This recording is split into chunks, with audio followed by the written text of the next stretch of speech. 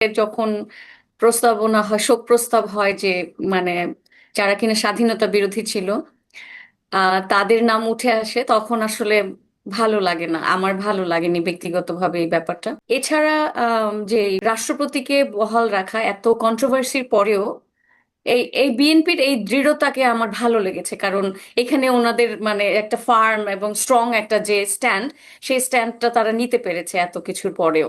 এই জিনিসটা আমার খুব ভালো লেগেছে, কারণ রাষ্ট্রের বা যারা সরকারে থাকবে তাদের কিন্তু সবসময় খুব শক্ত একটা অবস্থান নিতে হবে। আহ, এই যে যদি এমন হতো যে রাষ্ট্রপতি থাকাটা মানে একেবারেই কেউ সাপোর্ট করছে না এবং সরকার চাপিয়ে দিচ্ছে সবাইকে, সবার উপরে, এবং 100% জনগণ তার বিরুদ্ধে, তখন সেটা ভিন্ন কথা। তো সেই দিকে তো যাচ্ছি না। তো সাউন্ড সিস্টেমের কথা যে বলেছেন, এই যে টেকনিক্যাল ডিফিকাল্টি এতদিন পরে গণতান্ত্রিক ব্যবস্থায় নতুন সরকার শুরু হয়েছে, সেক্ষেত্রে ওনাদের এগুলি টেস্ট করে ভালো করে রিপেয়ার করে বা নতুন নতুন সাউন্ড সিস্টেম আসলে রিপ্লেস করা দরকার ছিল, এটা ফর শিওর। এরপরে যে মানে বিরোধী দলীয় অবস্থান, ওনারা খুব প্রেডিক্টেবল। মানে আপনি চাইলেই ওনাদেরকে প্রেডিক্ট করতে পারবেন যে ওনারা কি করতে পারে। তো ওনাদের যে প্লাকার্ড নিয়ে আসা, মানে তারা প্রিভিয়াসলি পুরো রেডি হয়ে আসছে যে তারা কি করবে। তারা জানে যে রাষ্ট্রপতি ভাষণ দিবেই, রাষ্ট্রপতিকে আম, মানে আমাদের ফেস করতেই হবে, সুতরাং আমরা, তারা সংসদে গেছে ফুটবল খেলা দেখতে বা ক্রিকেট খেলা মাঠ হিসেবে, তারা একটা নাটক আর কি আগে থেকেই সাজিয়ে নিয়ে গেছে। সেক্ষেত্রে এই জিনিসটা আমার কাছে ভীষণ ভীষণ ফানি লেগেছে, হাস্যকর লেগেছে। এরপরে আম, যখন জাতীয় সঙ্গীত বাজলো, জাতীয় সঙ্গীত মানে রাষ্ট্রপতি আসার সাথে সাথে তো সবসময় জাতীয় সঙ্গীত বাজে। এখন আপনি বলেন, রাষ্ট্রপতি যখন এন্ট্রি নেয় তখন যে জাতীয় সঙ্গীত বাজে, এটা না জানে কে? এটা তো দুইটা দুইটা কাজ হয়, তাই না? একটা হচ্ছে রাষ্ট্রপতির আগমন আর একটা হচ্ছে জাতীয় সঙ্গীত। এখন আমার জাতীয় সঙ্গীতকে সম্মান দেয়া, এটা তো আমার নাগরিক হিসেবে দায়িত্ব। এবং আমি যদি এটা নাই জানি, আমি সংসদে গিয়েছি, আমরা এত পাকনা, মানে তাদের মধ্যে যে এত মানে এই যে এনসিপির লিডাররা আছে, তারা এত কথা বলতে পারে, হাসনাত আব্দুল্লাহ স্লাইড বানিয়ে খেজুরের হিসাব দেখাতে পারে, কিন্তু সে এটা জানে না যে রাষ্ট্রপতি ঢুকলে তখন হচ্ছে আপনার মানে জাতীয় সঙ্গীত বাজবে। যাই হোক, এই জিনিসটা দুটো পয়েন্ট আছে। বিএনপি মানে এমনই সাউন্ড সিস্টেম, বিএনপি শুনতে পায় কিন্তু জামাত এবং তার 11 দলীয় ঐক্যজোট শুনতে পায় না। তার মানে কি, সাউন্ড সিস্টেম কি শুধু এক পক্ষের জন্য বাজানো হয়েছে, তারা শুনতে পাচ্ছে? এটা তো হতে পারে। এখানে আমি আপনাকে একটু সংশোধন করে দিই, হ্যাঁ, হ্যাঁ, সংশোধন ঠিক না, অ্যাড করে দিই, অ্যাড করি একটু। যে বলেন। সাউন্ড সিস্টেম তো ইম্পর্টেন্ট না, যখন যখন জাতীয় সঙ্গীত বাজা শুরু হয়েছে ঠিক তখনই কিন্তু স্পিকারের পেছনে বড় বড় দুটো পর্দা, অনেক বড় দুটো পর্দায় হুম। জাতীয় পতাকা প্রদর্শিত হওয়া শুরু করেছে। রাইট। এখন তাহলে ওখানে জাতীয় পতাকা প্রদর্শিত হচ্ছে কেন? ওখানে তো সেটাই। এর আগে অন্য ফ্লাইট চলছিল, অন্য ফ্লাইট বন্ধ করে দুটো জাতীয় পতাকা দুটো পর্দাতে একসঙ্গে তখন প্রদর্শন হলো। তো জাতীয় পতাকা তো দেখা যাচ্ছে, জাতীয় পতাকা প্রদর্শন হলে তো ওটা দেখেও তো দাঁড়ানো যায়। এক্স্যাক্টলি, জাতীয় পতাকা আর ওই সেন্সটাও তো থাকে। সবাই কেন দাঁড়িয়েছে, আমিও দাঁড়াই, তাই না? এখন এখানে তো বোঝাই যাচ্ছে যে আহ, সংসদের মতো একটা জায়গা, আমরা তো সংসদ আজকে প্রথম দেখি নাই, ছোটবেলা থেকে দেখে দেখে বড় হয়েছি।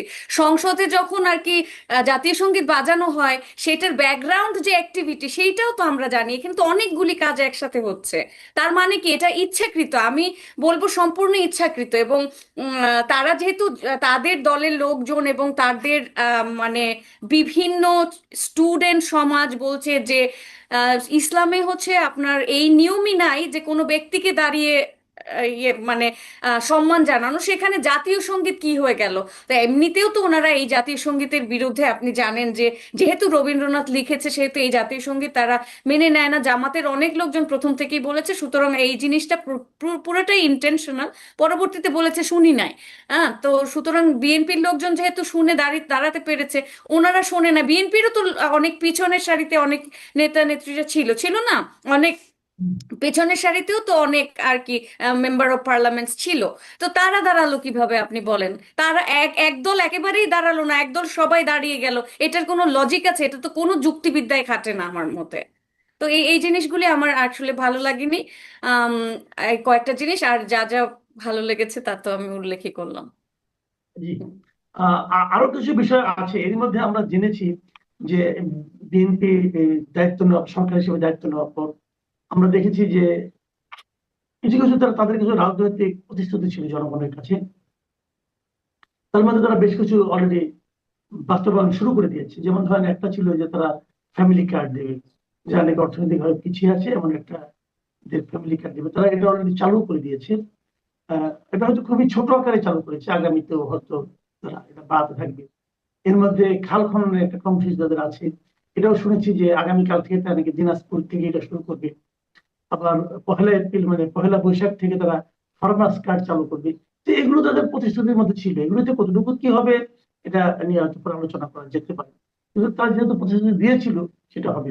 কিন্তু এর মধ্যে যে জিনিসটা আমরা দেখলাম, আরেকটা জিনিস তারা করেছে ঈদের আগে রমজানের সময়, যারা বিভিন্ন ধর্মীয় প্রতিষ্ঠানে যারা ইমাম আছেন, মুয়াজ্জিন আছেন, খতিব আছেন, অথবা পুরোহিত আছেন, অথবা চার্চে যারা আছেন, মানে ধর্মীয় নেতা যারা আছেন, তাদের জন্য একটা মাসিক সম্মানের ব্যবস্থা তারা করেছেন।